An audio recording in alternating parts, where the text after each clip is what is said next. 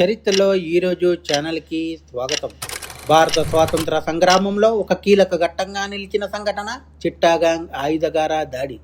ఈ దాడిలో పాల్గొన్న 12 మంది విప్లవకారులకు 1932 సంవత్సరం మార్చి 1వ తేదీన బ్రిటిష్ ప్రభుత్వం జీవిత ఖైదు శిక్ష విధించింది. 1930 సంవత్సరం ఏప్రిల్ 18వ తేదీన బెంగాల్లో చిట్టాగాంగ్, ప్రస్తుత బంగ్లాదేశ్లో విప్లవకారులు బ్రిటిష్ ఆయుధగారంపై దాడి చేశారు. ఈ దాడికి నాయకత్వం వహించిన వారు సూర్య సేన్. విప్లవకారులు ఆయుధగారాన్ని స్వాధీనం చేసుకుని బ్రిటిష్ కమ్యూనికేషన్ వ్యవస్థను దెబ్బతీయాలని ప్రయత్నించారు.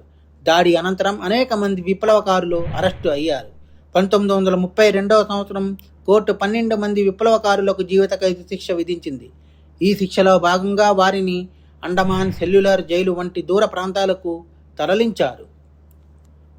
చిట్టాగాంగ్ దాడి పూర్తిగా విజయవంతం కాకపోయినా ఇది భారత యువతలో స్వాతంత్ర స్ఫూర్తిని రగిలించింది. వారి ధైర్యం, త్యాగం స్వాతంత్ర పోరాట చరిత్రలో చిరస్థాయిగా నిలిచిపోయాయి.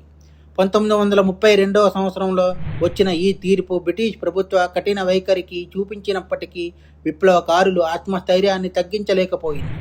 చిట్టాగాంగ్ విప్లవకారులు స్వేచ్ఛ కోసం జీవితాన్నే అర్పించిన వీరులు.